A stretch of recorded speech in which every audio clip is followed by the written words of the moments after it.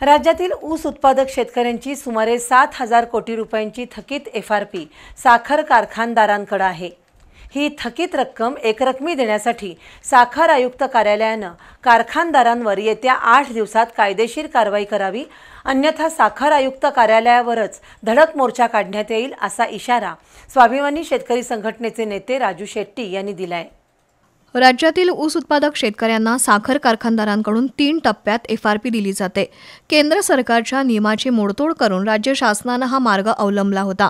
मात्र स्वाभिमानी शेतकरी संघटनेचे नेते राजू शेट्टी यांनी राज्य शासनाच्या मनमानी निर्णयाविरोधात मुंबई उच्च न्यायालयात धाव घेतली होती।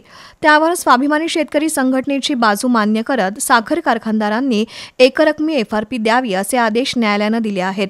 राज्यात 2,349 कोटी रुपयांची FRP थकीत आहे असं साखर आयुक्त कार्यालयाकडून सांगण्यात येतं। प्रत्यक्षात मात्र 7,000 कोटी रुपयाची FRP थकीत आहे। त्यासाठी आज राजू शेट्टी यांच्या नेतृत्वाखालील शिष्टमंडळानं पुण्यात साखर आयुक्त सिद्धाराम सालीमठ यांची भेट घेतली। थकीत FRP येत्या 8 दिवसात एकरकमी दिली नाही तर साखर आयुक्त कार्यालयावरच धडक मारण्यात येईल असा इशारा शेट्टी यांनी दिला। मला या ठिकाणी माहिती मिळाली की 2,300 कोटीची थकबाकी आहे, परंतु ही अर्धवट माहिती आहे। जवळपास 7,000 कोटी रुपयाची थकबाकी महाराष्ट्रातल्या ऊस उत्पादक शेतकऱ्यांची राहिलेली आहे। उच्च न्यायालयामध्ये सुद्धा याच्या संदर्भात चर्चा झाली। त्यावेळी राज्य साखर संघाच्या अध्यक्षांनी सांगितले की काहीच थकबाकी नाही।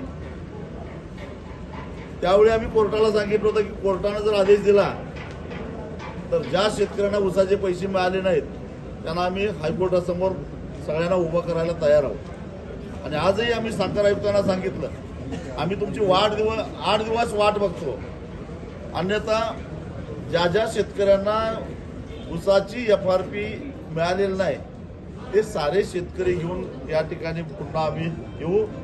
त्यावेळी मात्र पै वसूल केल्याशिवाय, व्याजासकट वसूल केल्याशिवाय परत जाणार नाही, हाही इशारा साखर आयुक्तांना आज आम्ही दिलेला आहे। राज्यातील साखर कारखान्यांनी आपली गाळप क्षमता वाढवली आहे। त्यामुळे गळीत हंगामाचा कालावधी सुद्धा कमी झाल्याने साखर कारखान्यांच्या अर्थकारणावर परिणाम झालाय। यावरही शेट्टी यांनी साखर आयुक्त सिद्धाराम सालीमठ यांच्याशी चर्चा केली।